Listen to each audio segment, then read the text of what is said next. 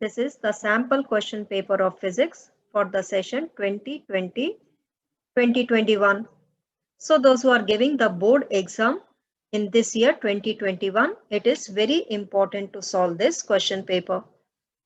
So in this question paper, you will get 33 questions, which will be divided in 5 sections, section A to section E. Section A will contain 10 short answer questions and 4 assertion reasoning MCQ questions, each of 1 mark. Section B will contain 2 questions, which are the case-based study questions. And each question will have 5 parts. You have to attempt any 4 parts out of it. So each part is of 1 mark. Section C will contain 9 short answer questions, each of 2 marks.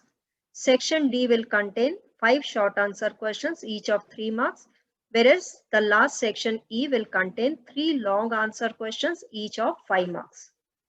There is no overall choice, but internal choices will be provided. So as we discuss these questions, I'll let you know how these internal choices are given. Let's start with section A questions. Question number 1. Name the physical quantity having a unit joule per Tesla. We know that a magnetic dipole, when it is placed in uniform magnetic field, it experiences a torque which is given by mb sine theta, where m is the magnetic dipole moment and b is the magnetic field. Theta is the angle between the dipole moment and the magnetic field. From here, the magnetic dipole moment is equal to tau upon b sine theta. Tau has a unit, Newton into meter, that is joule, and B has a unit, Tesla. So joule per Tesla is the unit of magnetic dipole moment.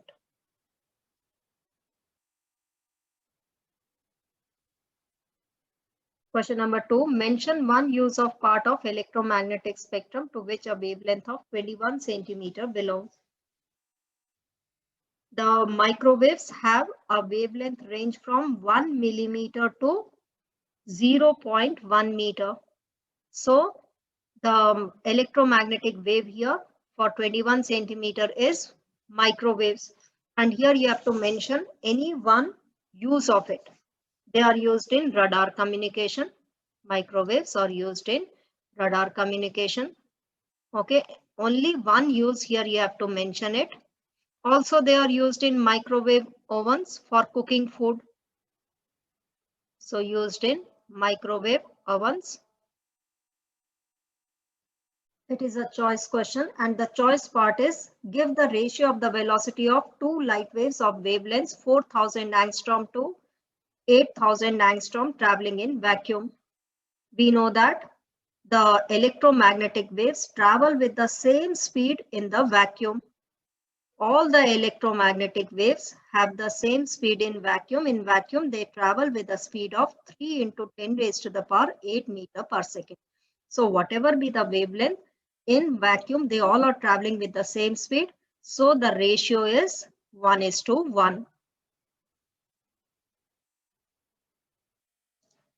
Third question, an electron with charge -e and mass m travels at a speed v in a plane perpendicular to the magnetic field of magnitude v. The electron follows a circular path of radius r. In time t, the electron travels halfway around the circle. What is the amount of work done by the magnetic field? So we know that any charged particle, when it enters perpendicular to the magnetic field, it describes a circular path. So here the charged particle is the electron. Okay, and the radius is given as r. In time t, it is describing half circle, that is semicircle. You have to find out the amount of work done. At every point, the displacement is tangential and the necessary force, magnetic force, is equal to the centripetal force. So the angle between the force and displacement at every point is 90 degree. Hence the work done is equal to 0. Question number 4. It's a choice question. A solenoid with n loops of wire tightly wrapped around an iron core is carrying an electric current I. If the current through this solenoid is reduced to half, then what change would you expect in inductance L of the solenoid? Inside a long solenoid, the inductance is given by mu naught into N square A upon L, where N is the total number of turns, A is the cross-sectional area, and L is the length. So from here we see that L is independent of I. So the self-inductance remains the same. So the self-inductance is not depending upon the current. Whether the current is halved or doubled, the self-inductance will remain the same. The choice part is an alternating current from a source is given by I is equal to 10 sine 314t. What is the effective value of the current and frequency of the source? Okay, we compare it with the standard equation of alternating current, which is I is equal to I naught sine omega t. So from here we see that the peak value of the current is 10. Now here you have to find out the effective value, that is the RMS value, and the RMS value is given by I naught upon root 2. I naught here is 10 upon root 2 ampere. The value of 1 by root 2 is 0.707. So the RMS value of the current is 7.707 ampere. Also, you have to find out the frequency of the AC source. Comparing, we see that omega is equal to 314, which is the angular frequency, which we know is equal to 2 pi nu. So nu is equal to 314 upon 2 pi, which is equal to 50 hertz. So the frequency of the AC source is 50 hertz.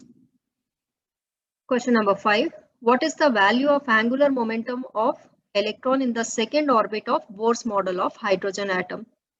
We know that the electrons which are revolving in the stationary orbit, that is having a constant energy, their angular momentum should be equal to integral multiple of h by 2 pi. So mvr should be equal to nh upon 2 pi. mvr is the angular momentum. Now here you have to find out for the second orbit of the Bohr's model, that is n here is equal to 2. So the angular momentum, which is mvr, will be equal to 2h upon 2 pi, that is it is equal to h upon pi. Question number 6. In a photoelectric experiment, the potential required to stop the ejection of the electrons from the cathode is 4 volt. Okay, and this potential we call it as the stopping potential. So the stopping potential V naught is given as 4 volt. What is the value of the maximum kinetic energy of emitted photoelectrons? So the maximum kinetic energy is given by E into V naught. Here V naught is 4 volt. So it is equal to 4 electron volt. So the maximum kinetic energy is 4 electron volts. Question number 7. Again, it's a choice question. In decay of free neutron, name the elementary particle emitted along with proton and electron in a nuclear reaction. So during beta decay, when a neutron gets converted into proton, an electron and antineutrino are emitted. So the elementary particle which is emitted along with proton and electron is antineutrino. The choice part is, in the following nuclear reaction, identify unknown labeled X. Okay, so this X will be an electron -1 E0. So here you can check also 11 -1. So on the product, neon will have 10 atomic number, whereas the mass number will remain unchanged. So X is an electron. Question number 8. Again, it is a choice question. So in section A, you will get 4 questions which will have internal choices. So the question is, how does the width of a depletion region of a PN junction vary if the doping concentration is increased? So when the doping concentration is increased, the width of the depletion layer decreases.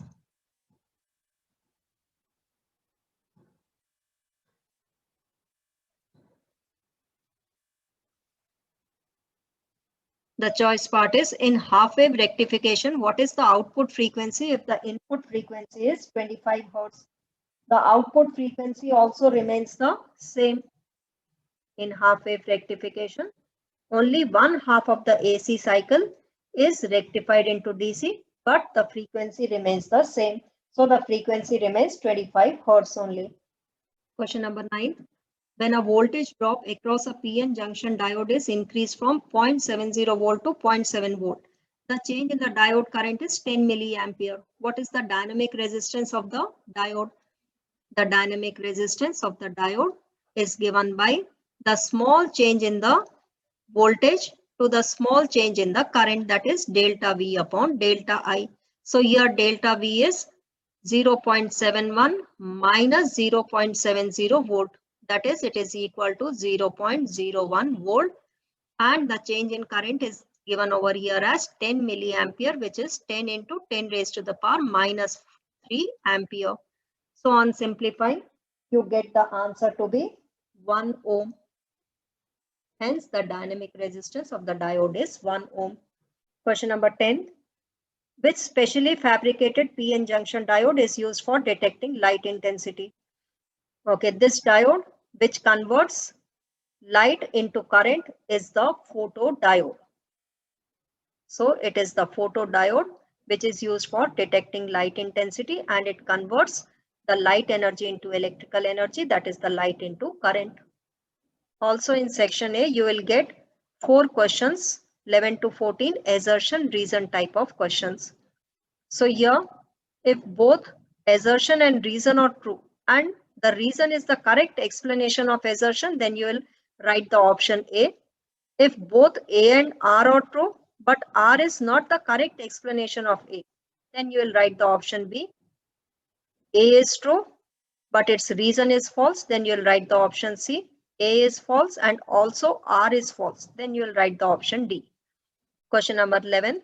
Assertion is in a non-uniform electric field, a dipole will have translatory as well as rotatory motion. Yes, we know that in non-uniform electric field, it will have both types of motion, translatory as well as rotatory motion. So this is true. The reason is in a non-uniform electric field, a dipole experiences a force as well as a torque. So this is the reason, that is the correct explanation for the assertion. So this is also true, that in a non-uniform electric field, it experiences a force due to which it has the translatory motion, and it experiences a torque due to which it has the rotatory motion. So both are true, and the reason is the correct explanation of assertion. So here the option will be A. Question number 12. The assertion is electric field is always normal to the equipotential surfaces and along the direction of the decreasing order of potential. Yes, it is true, because we know that electric field is minus the potential gradient. So electric field is normal to the equipotential surface, and also it is along the direction of decreasing order of potential due to this negative sign. So the assertion is true. The reason is negative gradient of electric potential is the electric field. Okay, it is true, but is not the correct explanation of the assertion. So here you will write the option B. Question number 13. The assertion is a convex mirror cannot form real images. Yes, it is true. Convex mirror never forms real images. It always forms virtual images. The reason given over here is convex mirror converges the parallel rays that are incident on it. This is absolutely false. Convex mirror always diverges the parallel rays which are incident on it. So the reason is false, but the assertion is true. So the option which is written over here will be C. Question number 14. A convex lens of focal length 30 centimeter cannot be used as a simple microscope in normal setting. Yes, it is true.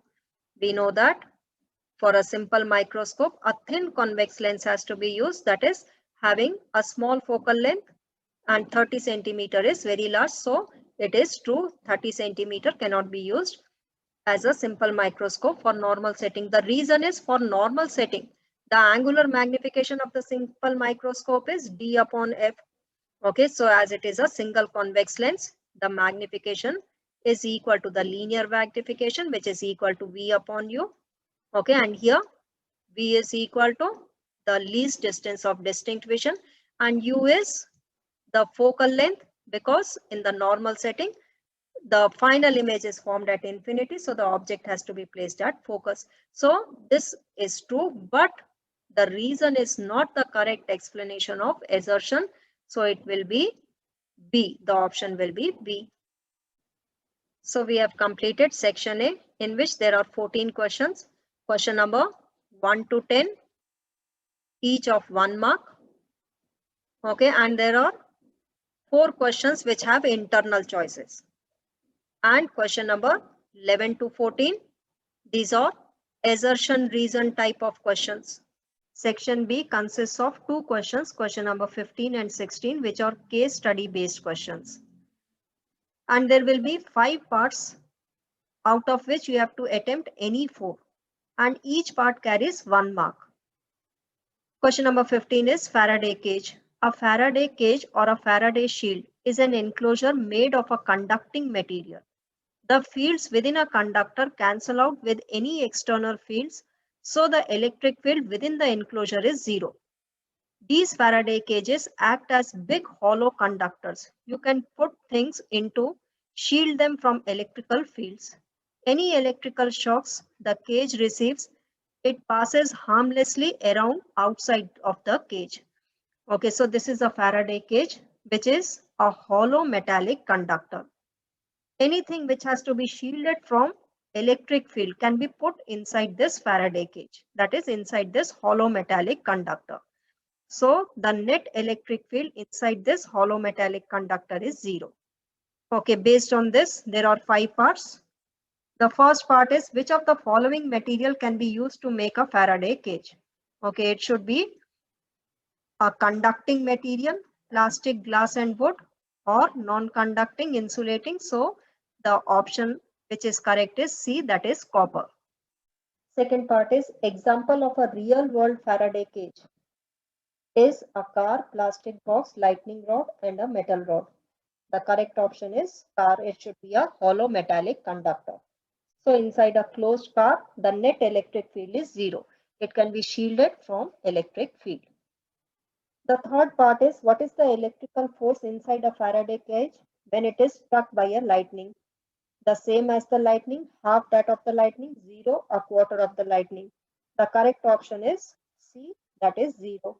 The net electric force inside a Faraday cage is 0, because the electrons inside, they move in such a way that they will cancel out the external electrical force. So the net electrical force inside is 0.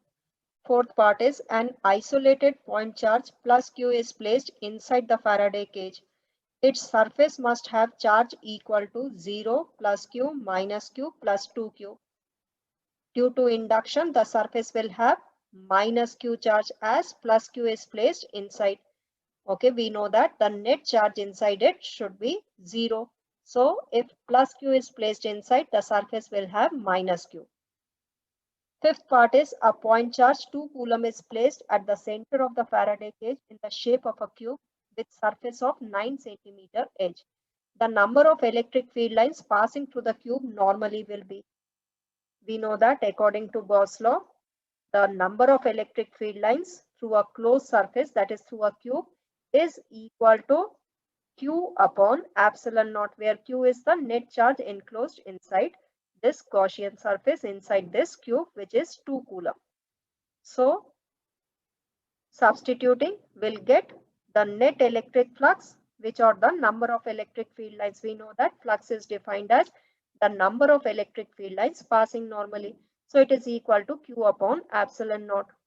Okay, so here if you substitute Q to be 2 coulomb, none of this option is correct. So this should be 2 microcoulomb. If we substitute 2 microcoulomb, that is 2 into 10 raised to the power minus 6 coulomb, and the value of epsilon naught is 8.85 into 10 raised to the power minus 12. So we get approximately equal to 2 into 10 raised to the power 5 Newton meter square per coulomb. As inside the cube, the charge is positive, plus 2 microcoulomb. So the electric field lines will be leaving the surface. So the correct option is C. Out of these 5, you have to attempt any 4 and each part is of 1 mark. Question number 16. Sparking brilliance of diamond. Okay, we know that the diamond shines because of total internal reflection. Any ray of light which is passing from air to diamond, if its angle of incidence is greater than the critical angle of incidence, then it will be totally internally reflected inside the diamond by its cut faces. So that is why it sparkles. The total internal reflection of the light is used in polishing diamonds to create a sparking brilliance. By polishing the diamond with specific cuts, it is adjusted the most of the light rays approaching the surface are incident with an angle of incidence more than the critical angle. Hence, they suffer multiple reflections and ultimately come out of diamond from the top. This gives the diamond a sparking brilliance. The first part is light cannot easily escape a diamond without multiple internal reflections. This is because its critical angle with reference to air is too large. Critical angle with reference to air is too small. The diamond is transparent. Rays always enter at an angle greater than critical angle. Okay, so the correct option is B. That is, the critical angle of diamond with respect to air is very small. It is only 24.4 degrees. Whereas for the air glass interface, it is 42 degrees. So the critical angle for air diamond interface is very small. That is 24.4 degree. The second part is the critical angle for diamond is 24.4 degree. Then its refractive indexes we can calculate by using this formula. The refractive index is equal to 1 upon sine of critical angle. So 1 upon sine 24.4 degree. Okay, so finding out its value from the sine table, we get mu to be 2.42. So the correct option is A, which is 2.42. The third part is the basic reason for the extraordinary sparkle of suitably cut diamond is that it has low refractive index, it has high transparency, it has high refractive index, and it is very hard. So the correct option is C, which is it is having a high refractive index. So the refractive index of diamond is very high, which is 2.42. The fourth part is a diamond is immersed in a liquid with a refractive index greater than water. Then the critical angle for total internal reflection. A part will depend upon the nature of the liquid, decreases, remains the same, increases.